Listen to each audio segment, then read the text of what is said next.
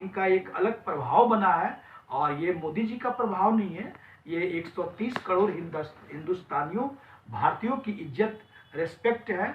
और सभी social site से लेकर के सारे न्यूज चैनल इस बात का कवरेज कर रहे हैं कि जिस गाड़ी में जिस बस में जिनके पास भी भारतीय तिरंगा है वो सुरक्षित निकल रहे हैं। यहाँ तक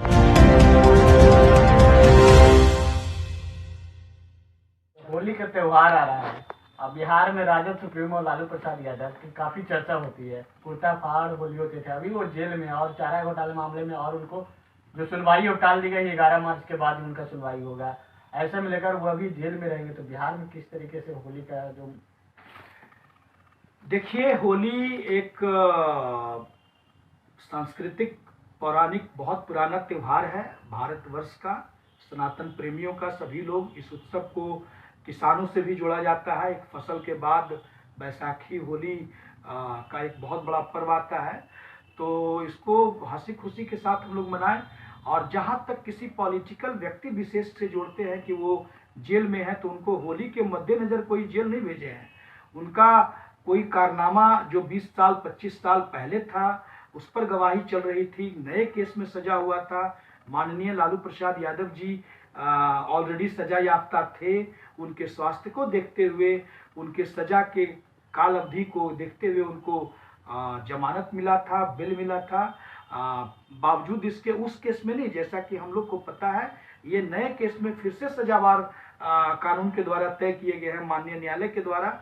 तो इस विषय को हम समझते हैं कि जब वो बाहर थे तो कुर्ता फाड़ होली मनाते थे, और अभी के समय में उनका स्वास्थ्य भी बहुत अच्छा नहीं है। हम लोग सभी कामना करते हैं लालू जी दीर्घायु हों, लेकिन अब जो परिस्थिति कानून के हिसाब से बनेगा उसको हम सभी को फॉलो करना है। कानून से ऊपर, न्यायालय से ऊपर, संविधान से ऊपर हम में से कोई नहीं।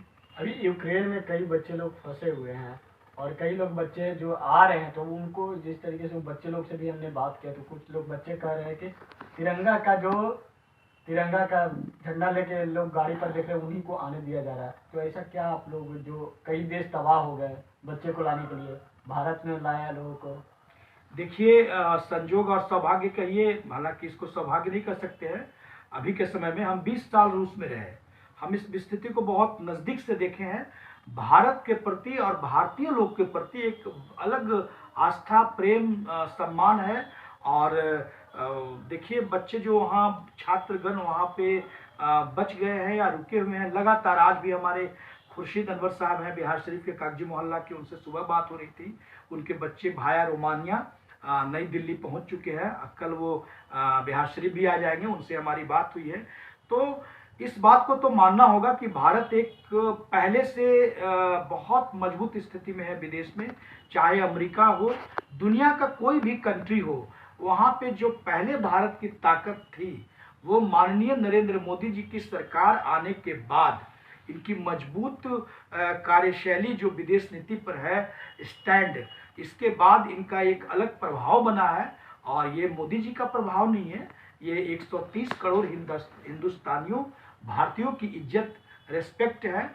और सभी सोशल साइट से लेकर के सारे न्यूज चैनल इस बात का कवरेज कर रहे हैं कि जिस गाड़ी में जिस बस में जिनके पास भी भारतीय तिरंगा है वो सुरक्षित निकल रहे हैं। यहाँ तक कि भारत ही नहीं, पाकिस्तान के बच्चे, पड़ोसी देश के बच्चे भी जो है भारत का तिरंगा का उपयोग करके वहां से सुरक्षित निकल रहे हैं। जो बच्चे अभी तक बचे हुए हैं वहां पर, उनके लिए सरकार लगातार प्रयास कर रही है। आप देख रहे होंगे वायु विशेष एयरफोर्स के विमान से उनको वापस लाया जा रहा है। और लगातार आप देखे होंगे कि भारत सरकार 4-4-5 मंत्रियों को वही डिप्यूट किए हुए कंट्री के हिसाब से, रोमानिया में कोई और मंत्री हैं, पोलैंड में कोई और मंत्री हैं, बगल के कंट्री में कोई और मंत्री हैं। तो कहने का मतलब है कि सब लोग कूटनीतिक हिसाब से लगे हुए हैं कि सभी को एक सुरक्षित देश दे करके वहाँ से निकाला जाए। हालांकि एक बच्चे की बारे में दुर्घटना का बात आई है, गोलीबारी की, और एक का बीमारी से मृत्यु हुआ है, तो चिंता का विषय है। बावजूद इसके हम आज आपके चैनल के माध्यम से और इस डिबेट के माध्यम से ये आश्वस्त करते हैं कि सरकार लगातार परछाई की तरह, कवच की तरह बच्चों के साथ खड़ी है, और उनके सकुशल वापसी तक हम लोग बैठे हुए नहीं हैं। आखिरी बात, यूपी में 10 मार्च को आ रहा रिजल्ट, कितनी सीटों पे वहाँ जीतने जा रहे हैं आप लोग? देखिए, उत्तर प्रदेश में भारतीय जनता पार्टी की वापसी तय है। जहां तक संख्या की बात है तो 10 मार्च को 2-2:30 बजे तक क्लियर हो जाएगा। लेकिन सरकार भाजपा की ही बनेगी, योगी जी ही आएंगे और निश्चित रूप से भारतीय जनता पार्टी उत्तर प्रदेश ही नहीं बाकी के राज्यों में भी बीजेपी की सरकार क्योंकि बनेगी। रिकॉर्ड देख लीजिए, वहाँ एक बार से दोबारा कोई सरकार नहीं बना है। क्या योगी जी रिकॉर्ड तोड़ कर आएंगे?